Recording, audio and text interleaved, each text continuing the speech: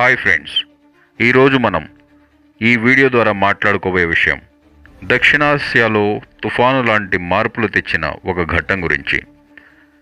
భారత్ మరియు బంగ్లాదేశ్ మధ్య సంబంధాలు ఎందుకు ఒక్కసారిగా చల్లబడిపోయాయి? అసలు ఏం జరిగింది అంటే, భారత్ బంగ్లాదేశ్పై కోలుకోలేని దెబ్బ కొట్టిందని ప్రపంచ మీడియా చెబుతోంది. ఇది కేవలం వ్యాపార సమస్యనా, లేక బంగ్లాదేశ్ భారతదేశానికి చేసిన ద్రోహానికి ఇచ్చిన సమాధానమా? 1971లో బంగ్లాదేశ్ స్వతంత్ర దేశంగా అవతరించడానికి భారత్ ఎంతటి సహాయం చేసిందో ప్రపంచం మర్చిపోలేదు. భారత్ సైన్యం, ధనం, రక్తం అన్నీ పెట్టి ఒక కొత్త దేశాన్ని పుట్టించింది. కానీ ఇప్పుడు అదే బంగ్లాదేశ్ భారతదేశంపై అనూహ్యమైన వైఖరిని ప్రదర్శిస్తూ వస్తోంది.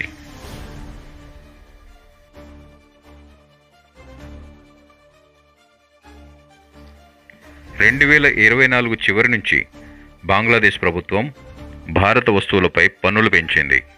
యార్న్ అంటే టెక్స్టైల్ ఇండస్ట్రీకి అవసరమైన దారాలను భూమార్గం ద్వారా దిగుమతి చేసుకోవడాన్ని ఆపేసింది. ఈ చర్యతో వేలాది భారత వ్యాపారులు, రవాణా సంస్థలు, చిన్న వ్యాపారులు నష్టపోయారు. దీని వెనుక రాజకీయ అర్థం ఉందని విశ్లేషకులు చెబుతున్నారు. బంగ్లాదేశ్ కొత్త ప్రభుత్వానికి చైనా అనుకూల ఒత్తిడి పెరిగిందని, ఆ ఒత్తిడి ఫలితంగా భారత్పై ప్రతిఘటన చూపిస్తుందని సమాచారం. భారత్ సాధారణంగా శాంతి మార్గంలోనే సమస్యలను పరిష్కరించుకునే దేశం. కానీ ఈసారి భారత ప్రభుత్వం అనేక కఠినమైన నిర్ణయాలను తీసుకుంది. 2025 ఏప్రిల్లో భారత విదేశీ వాణిజ్య విభాగం ఒక కీలక ఆర్డర్స్ జారీ చేసింది. దానివల్ల బంగ్లాదేశ్కు ఉన్న ట్రాన్స్ఫర్మెంట్ ఫెసిలిటీ అంటే భారత భూమార్గం ద్వారా వస్తువులను రవాణా చేసుకునే హక్కు రద్దు చేయబడింది. అంటే బంగ్లాదేశ్ తన ఎగుమతులను భారతీయ భూమి మీదుగా తూర్పు దేశాలకు పంపే మార్గం పూర్తిగా మూసేసినట్టే. ఇదేదో చిన్న విషయం అనుకుంటే పొరపాటే. దక్షిణాసియా రవాణా మార్గాల్లో బంగ్లాదేశ్ ఆర్థిక వ్యవస్థ పూర్తిగా ఆధారపడి ఉంది. అందుకే ఈ చర్యతో బంగ్లాదేశ్ ఎగుమతి రంగం పూర్తిగా దెబ్బతిన్నది. ఆ తర్వాత భారత్ మరో నిర్ణయం తీసుకుంది. భూమార్గాల ల్యాండ్ పోర్టుల ద్వారా బంగ్లాదేశ్ వస్తువుల దిగుమతులపై ఎన్నో నియంత్రణలు పెట్టింది. ఫలితంగా పశ్చిమ బెంగాల్, త్రిపుర, మేఘాలయ సరిహద్దుల వద్ద వేల కొద్ది ట్రక్కులు నిలిచిపోయాయి. భారత చర్యలకు ప్రతిగా బంగ్లాదేశ్ ప్రభుత్వం కూడా 3 ల్యాండ్ పోర్టులను మూసేసింది. చిలహాటి, దౌలత్గంజ్, టేకాముక్, ఇంకో పోర్టులో కార్యకలాపాలను నిలిపివేసింది. ఇది 2వ ప్రపంచ యుద్ధం తర్వాత ఇంకో బంగ్లాదేశ్ సరిహద్దులో జరిగిన అత్యంత పెద్ద ట్రేడ్ అడ్డంకిగా గుర్తించబడింది. అయితే ఇక్కడ ఇంకో ఆసక్తికరమైన అంశం ఏంటంటే, భారత్ మాత్రం అన్ని సరిహద్దులను పూర్తిగా మూసివేయలేదు. కొన్ని మార్గాల్లో భారత్ తన వ్యాపారం కొనసాగిస్తూనే ఉంది. కానీ భారత్ చూపించిన దెబ్బకు బంగ్లాదేశ్ ఆర్థిక వ్యవస్థ పూర్తిగా కుదిపివేయబడింది. బంగ్లాదేశ్ ప్రధానంగా గార్మెంట్ ఎగుమతులపై ఆధారపడే దేశం. ఈ రంగానికి కావలసిన యార్న్ అంటే దారం, టెక్స్టైల్ రా మెటీరియల్ చాలా వరకు భారత్ నుంచే వస్తుంది. భారత్ వ్యాపార మార్గాలను కఠినతరం చేయడంతో బంగ్లాదేశ్ గార్మెంట్ పరిశ్రమల్లో ఉత్పత్తి ఖర్చు పెరిగింది. ఎగుమతులు తగ్గాయి. ఉద్యోగాలు కోల్పోయిన వేలాది మంది నిరసనకారులు రోడ్డు మీదకు వచ్చారు.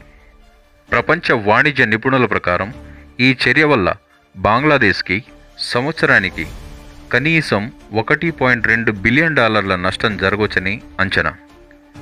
దీని వెనుక భారత్కు ఉన్న ప్రధాన ఉద్దేశం అందరికీ సుస్పష్టం.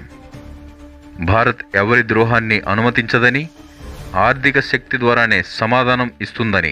ఇది కేవలం ఆర్థిక చర్య కాదు, ఒక జియో పొలిటికల్ మెసేజ్ కూడా. చైనాతో బంగ్లాదేశ్ పెంచుకుంటున్న అనుబంధాన్ని భారత ప్రభుత్వం ప్రపంచం కళ్ల ముందుంచింది. చైనా బంగ్లాదేశ్ సరిహద్దుల్లో కొత్త పోర్టు ప్రాజెక్టులు, రక్షణ ఒప్పందాలు కుదుర్చుకుంటుంది. దీనికి సమాధానంగా భారత్ సాఫ్ట్ వార్లోకి అడుగువేసింది. అంటే తుపాకీ గుండు కాదు, వాణిజ్యం, సరిహద్దు నియంత్రణ ద్వారానే ప్రతిస్పందించింది. ఈ వ్యూహం వల్ల బంగ్లాదేశ్ ప్రభుత్వానికి మాత్రమే కాదు, ప్రపంచంలోని ఇతర దేశాలకు కూడా ఒక సంకేతం వెళ్ళింది. భారత్ సైలెంట్గా ఉండొచ్చేమో కానీ బలహీన దేశం మాత్రం కాదు అని. ఇక వాస్తవాల్లోకి వెళ్తే భారత్ బంగ్లాదేశ్ వ్యాపారం పూర్తిగా నిలిచిపోలేదు. కొన్ని ల్యాండ్ పోర్టు మార్గాలు మాత్రమే మూసివేయబడ్డాయి.